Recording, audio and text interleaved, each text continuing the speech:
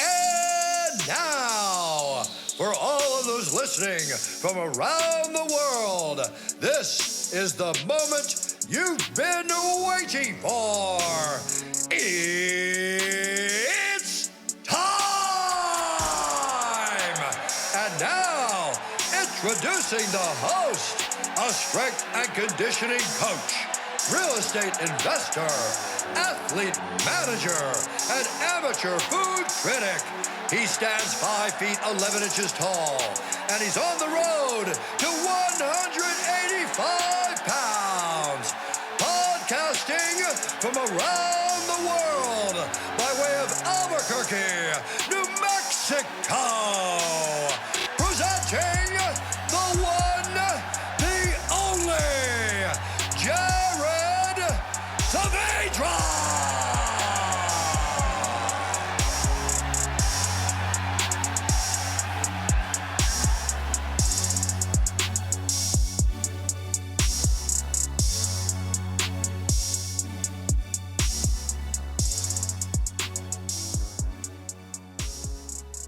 Welcome back to another episode of the Road to 185 show. I believe this is episode 9. We're moving right along. Today's special guest, Jermaine Hough. Jermaine is a strength conditioning coach and trains some of the best athletes here in Atlanta, Georgia, and has started a side hustle in what we call Airbnb arbitrage in the last few years. He's going to tell you a little bit about the process and how to get into the Airbnb space without owning any property. Him and his wife have now achieved a super host status with their properties that are located in St. Martin and the Virgin Islands. He's built a great team around him over there and is going to continue to grow his portfolio, and he's going to help you do the same. If you have been interested in the content of this episode or previous episodes, be sure to subscribe to the podcast and tell a friend to tell a friend about it. Let's get on with the episode.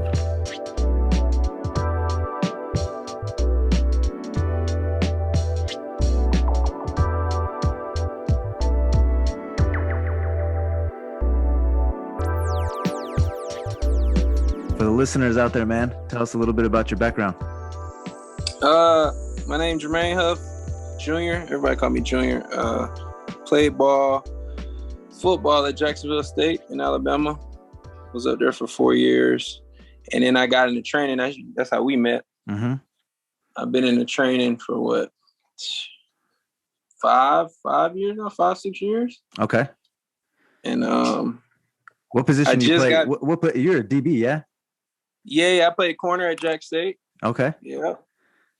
And as far as real estate go, that's what we talking about. I just got into real estate last year in December, so I'm only 1 year in. Okay.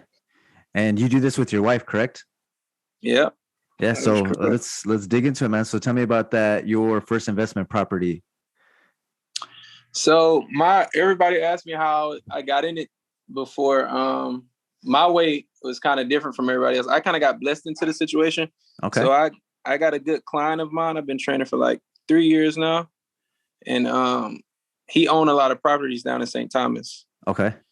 So it's this big condominium, 15 units, and he owned like 10 units. Okay. So I just talking to him like every day, just regular while I'm training him. And then he offered to take me down there and just show what he got going on. And then he was just explaining to me like, this would be the easiest way for me to get into real estate. So we chopped it up and we ended up getting a unit from him December 15th last year. And it's just as simple as we pay a lease and then we run it through Airbnb. Okay. So you don't actually own the property. You just lease it. You just go through the Airbnb. Yeah. We just lease them and then we go through Airbnb. What's crazy is I just saw somebody get interviewed on Grant Cardone that is doing the similar thing. And, you know, he owns some properties and does Airbnb, but he also leases out of other people's property and does really well, kills it with it for sure. So I guess with that being said, like kind of what are the caveats? You know, what does a contract look like? A lease look like? What kind of insurance do you have to have? What are those types of things that you have to do to kind of run a business out of somebody else's property?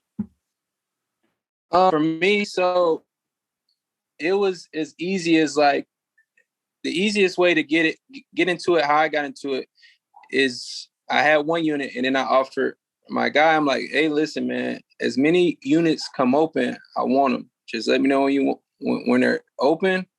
I'm ready to sign a lease, and I'll lease them out. But how he trusted me was, and a lot of Airbnb gurus doing this nowadays. So like all these Airbnb people out there, and they have courses. What they do is they have a portfolio. So say you got a portfolio and you run Airbnb, and you could take it to a landlord and be like, hey, I run an Airbnb business. I don't want to buy your property, but I want to lease it from you at a premium price. So say if he's taking, $2,000 a month for like a year tenant or 5-year tenant, I say, hey, I want to give you a premium rate per month. So say I want to give you $2,200-$2,300 for a unit, but I know at that price, I'm willing to make way more doing short-term rentals. So it's easy to pay my rent, and it's, easy to cover all my utilities and things of that nature. As far as insurance go, we're covered through Airbnb. So Airbnb, hey, you got like a policy through them. Anything get damaged, you have to do like you have to take it up with them. And if the people don't want to pay it, then okay, we're kind of covered through Airbnb. How do they charge you that premium? Is it based on the rent? Is it a percentage? Is it just kind of a flat rate? How does that? Nah, it's a flat rate. So like I said, so say if you're a landlord, right? You got properties, and say out of one of your properties that you want to get a tenant in there, and say for a normal tenant that don't do short-term rentals, so say you want to charge a tenant $2,500 a month. They're not running a business out of it, right? But I come along, I say, hey, Jared, I've been knowing you for 2 years now. I like your property. I show you my portfolio. I show you all the numbers and how, how I run my business and the background and everything like that. And I say, hey, I want to offer you $2,750 a month to run my business out of. Is you getting more money out of it. And plus, obviously I make whatever I make off the top of that. Okay. So that's kind of how I would say that's the safest way to get into Airbnb right now. Obviously, you can go get a property, get a mortgage, do whatever you want to it and take, 100% of the earnings. But it's, you're taking 100% risk too. So what I say by that is everything that happens in St. Thomas, like I'm talking about overhead stuff. So like if we had an AC go out, our landlord took care of it. We had a fridge go out, our landlord took care of it. So everything is in that contract, right? But like little stuff, decoration, to furnish the property, little stuff like that, we obviously got to take care of that. But I'm talking about like big maintenance stuff. We had a leak probably like 2 months ago, taken care of. And that's the safest way to get into Airbnb right now. That's kind of like my opinion. Okay. And how did you come up with your rates? I mean, are there other, properties within that condo, the complex that you're able to kind of use that as a comp, or did you have to like go on Airbnb yourself? Like what's kind of the math that goes behind that? Cause I mean, you're talking about my rates per night, like my nightly rates? Rates per night. Yeah. Yeah, it's just based off like competition in the area. So we looked on Airbnb, see what everybody else was doing. Okay. And then the crazy part about it is the building that we're in, it's the only building that has housing in the city of Red Hook. So everything else is bars. You got the marina right there, restaurants, you got a grocery store. But we're the only actual building that's in the heart of Red Hook. Okay. So it's kind of like, it's kind of an ideal area. But rates wise, we kind of play with the rates because, it's in season, out of season. Okay. And then week to week, wifey is the brains behind the operation of pricing. So I tell wifey, like, listen, we can drop prices if we're not getting booked, and you can raise them if we're getting booked too much. So it's kind of like, I'm at the gym all day, so wifey watching the bookings. Yeah. And things of that nature. what do you think are the main for her, like kind of choosing those rates? What are the things that she looks at when you say, kind of what the competition or what else is out there? Like, what are the major like benefits that you've noticed? Like, hey, this, we have a pool and that other place doesn't, or we have this and they don't. What are some of those things that like can differentiate you and your property compared to others? Yeah, so the thing that differentiates us, like I said, we're in the heart of Red Hook. So we're the only house that's in the city. It's like downtown city life. Okay. Everything else, obviously, you got other places that's on the beach. We're not directly on the beach, but we're in an ideal area because you have the ferry that takes you to St. John, and you can go over there for the day. Like, that's why we can charge like a premium price. And like I told you, we have 6 units. So we kind of touch every market of rates. So we got the high end unit and we got the real low end unit, if that makes sense. So we kind of play with our prices like that too. Okay, absolutely. And so that makes when you set this business up, are you set up through an LLC? Are you set up? Okay. So we have an LLC of our own. Okay. Mm-hmm. Is that based out of ATL or is that? It's based out of ATL, but tax wise, I think we're gonna have to do taxes here, file taxes here, and in St. Thomas. Okay, so both of them. Okay.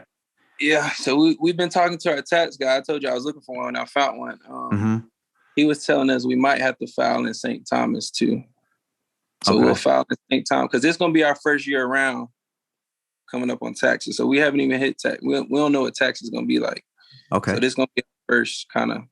Okay, absolutely. And so with that, how many like team members do you have? I know you guys are kind of the ones, the brains behind the operation, but over there, do you communicate with is there a property manager?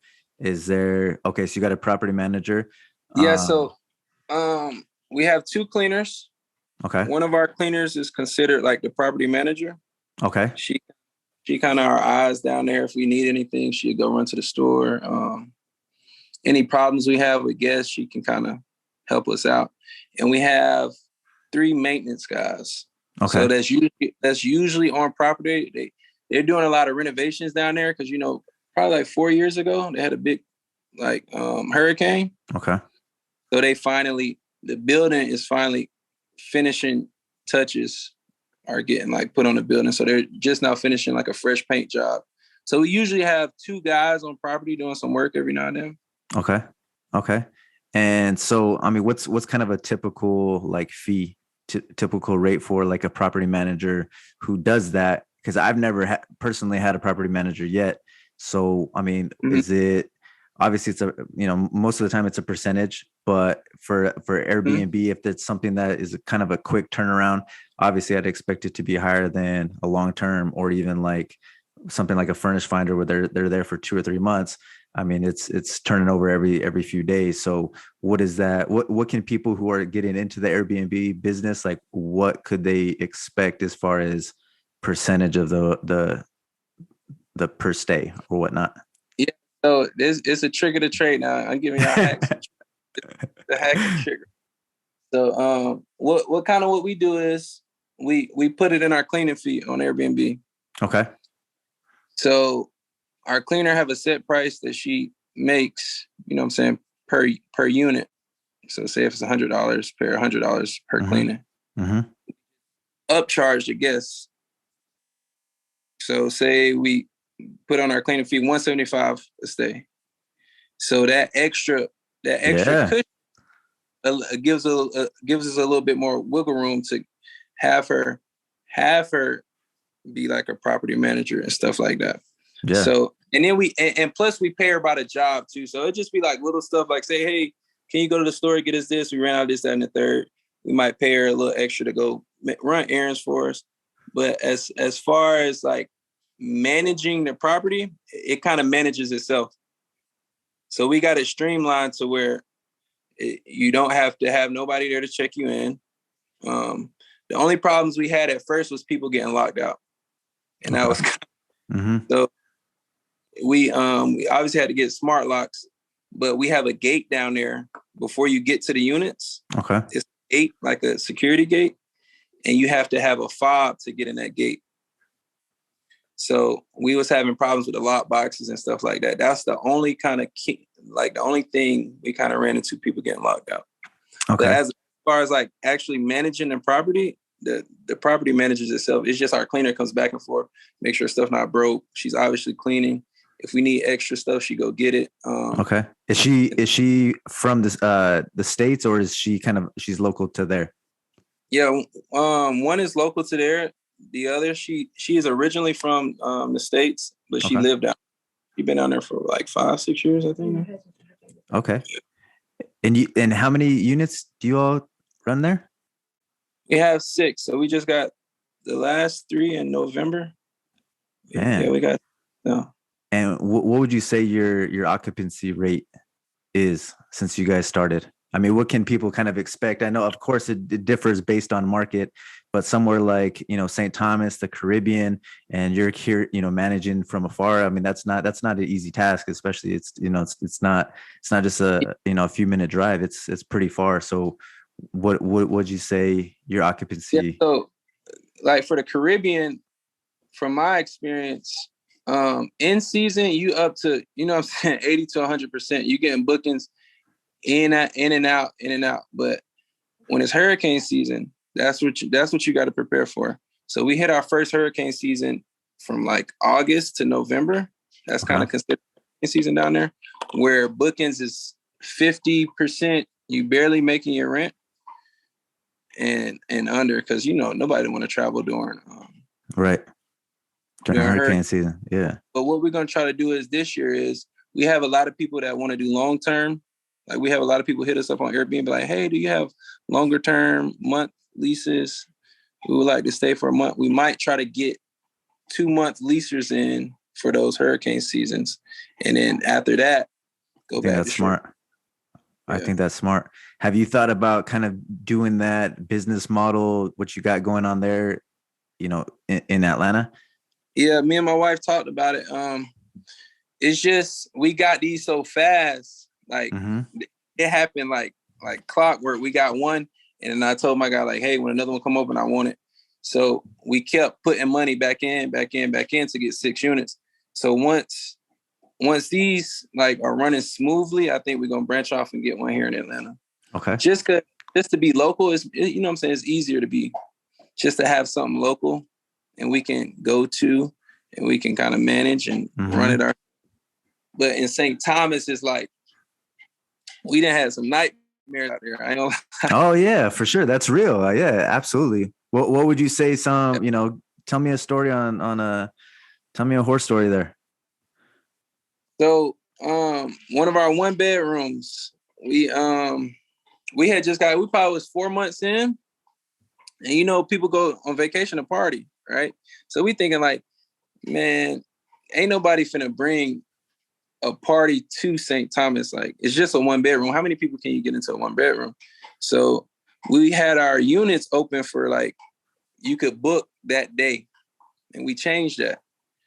Like, people got a request to book. Like, say if I wanted to stay today, you got to request to stay tonight, because locals are booked. So we had a local book. So we're asleep.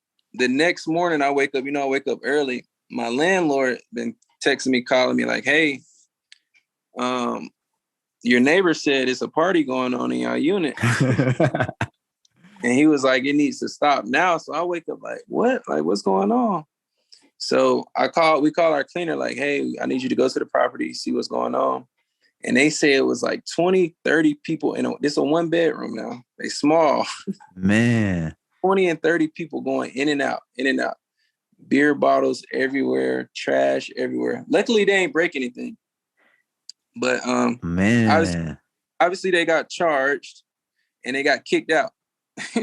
Okay, so all you do is you get on your profile for Airbnb, and you're able to implement some kind of penalty, some kind of fee on there.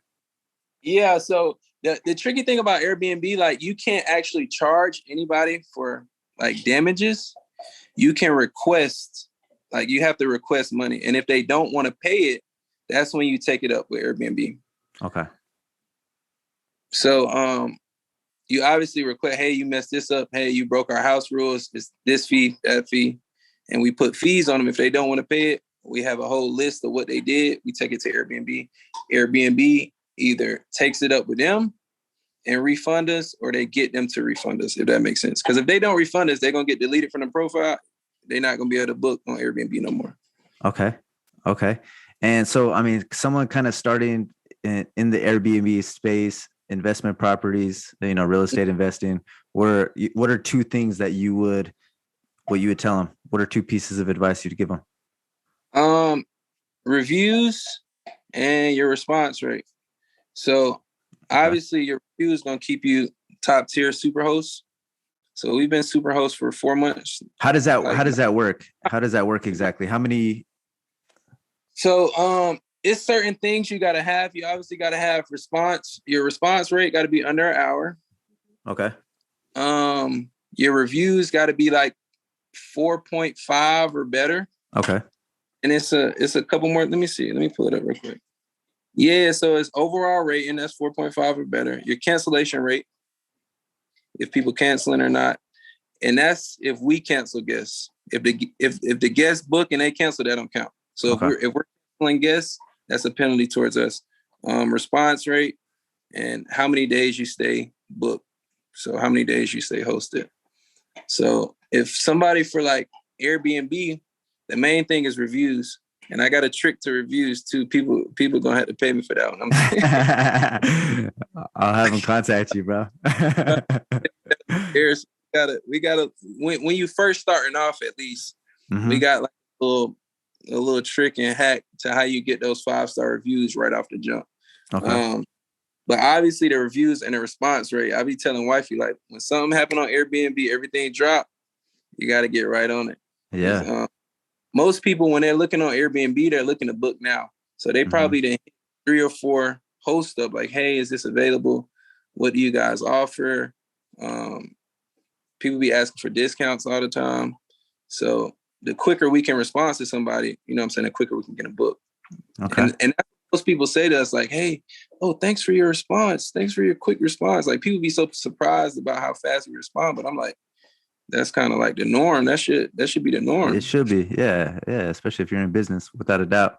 Well, man, tell me how people can, if they have questions for you. I think a lot of people are going to like this episode, man, because I think when people think of Airbnb, they think of that they actually have to own all of these properties in order for them just to step into the business. But people like yourself, and I got to send you the name of the dude that I watched on Grant Cardone, just absolutely just destroying that game, So how can people get a hold of you if they have any questions? So we have a joint account on Instagram. It's called The Houghs. So you can follow us. All our listings are on the link in our bio. Okay. And then obviously you can DM us. And our email is jbhrentals2@gmail.com if you have any like specific questions. Okay. And I'll link all these in the show notes for sure. Yeah. Just IG probably would be the closest thing. Okay. Cool, man. I appreciate you, man. Yes, sir. Tell the wifey thank you as well for all the info. And you're welcome. Yeah. This episode will probably be up in about 3 or 4 weeks. So looking forward to it, man. I appreciate your time, bro. All right, boss. Thank you, man. We'll chat soon.